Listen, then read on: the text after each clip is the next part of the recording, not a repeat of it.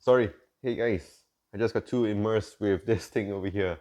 This is the PICO for Ultra, and in today's video what we can do is do a full review of this gaming device that I've been using for a couple of weeks already. So yes, let's just get right into it.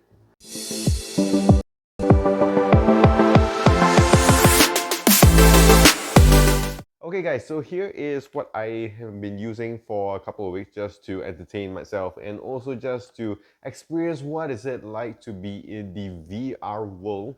And this is the Pico 4 Ultra. Right now here in Malaysia, it does go for about 27.99 ringgit Malaysia. And of course, we are into the time of the 11.11 sale. And of course, do check it out with your local kind of listings. And normally here in Malaysia, we get it from Shopee or whatsoever. So you can buy it for about 2,800, which does place it at about the $500 to $600 mark. So I'm gonna go through and tell you why I think this is a really fun and great gaming device here. And for the first part, let's talk about the build material here. This definitely feels very premium indeed. As you can see from front to back and all the way to the side, it does feel really cool. I have been using those simple VR devices where you put your phone there and get the job done. And what I always notice is that it gets really heavy and it does get a little bit uncomfortable. I have played games for quite some time with this, maybe 1 to 2 hours, and I gotta say, it doesn't give me that fatigue that I notice on like my nose handles or in my ears or around my head, because I think the support they have given on this is really, really nice. And I do like that they do have the strap on the top of the head here. It does give you a lot of support, especially when you're moving your head all around. Very, very useful. And of course, we have the battery on the back here to power this baby up. And you don't really feel the imbalance when you're moving around again, like I mentioned before, because sometimes when it gets too top heavy, you will see your face like just moving all around there. But I do like the balance on this. It feels really nice, especially when you're playing some sports games or whatsoever. This actually feels really nice and balanced.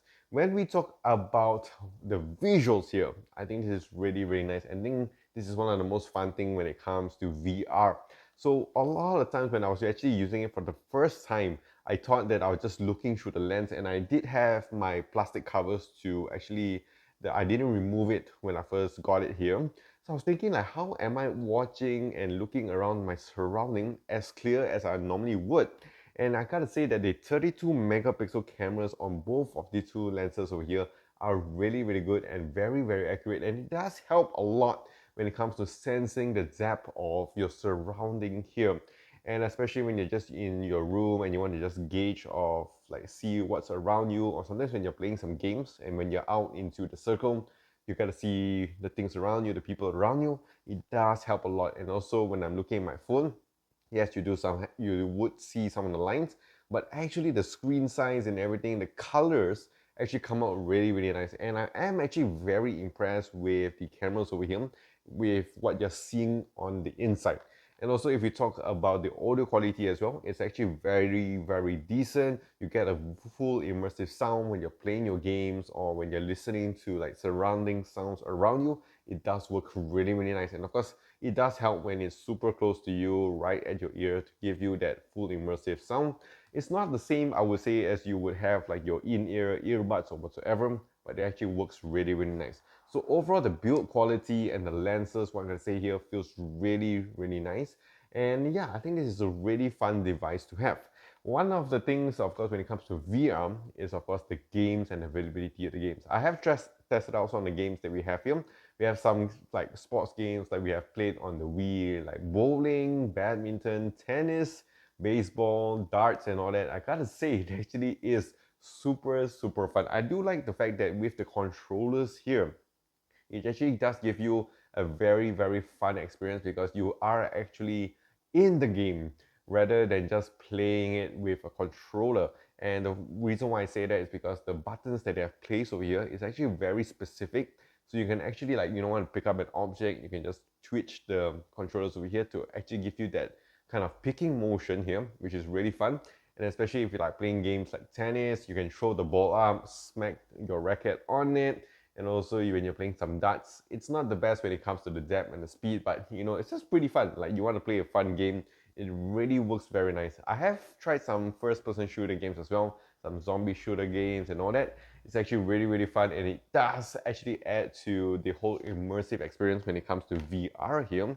So it definitely feels like you are in the game. Yes, the visuals, I do hope in the future, because this is still using a updated Snapdragon processor. Hopefully in the future we get more super 3D real-like images on this, because I think this is a really, really fun game to have where you can just immerse yourself fully into the VR world, which is really, really cool. So overall, I gotta say that the VR experience on this is actually really, really fun. I really enjoy it a lot.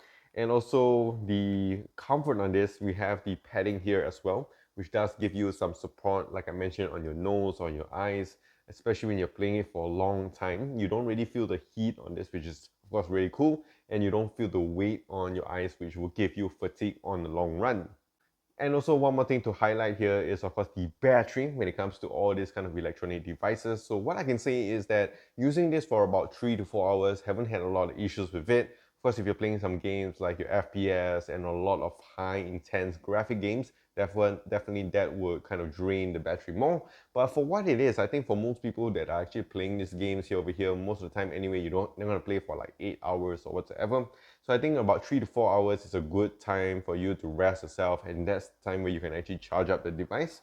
And I think it's really cool because it doesn't really heat up the battery over here. It doesn't really heat up a lot at the back of the head, giving you a lot of discomfort. So that's of course one thing to consider with the Pico over here. So for what it is, I think the Pico 4 Ultra over here does stand on its own really, really well. I think for the price point, you might be looking for something like a more gaming experience, like maybe a PS5 or whatsoever. But if you are looking for something that's VR, I think this one here does kind of justify the price, because you get a very premium build overall, very comfortable. I've got to admit, because I've been playing this on and off for the past few weeks, and definitely every time I play it, it feels very comfortable indeed. And of course, the availability of your games and your apps are very, very wide over here, so you don't have to worry about it.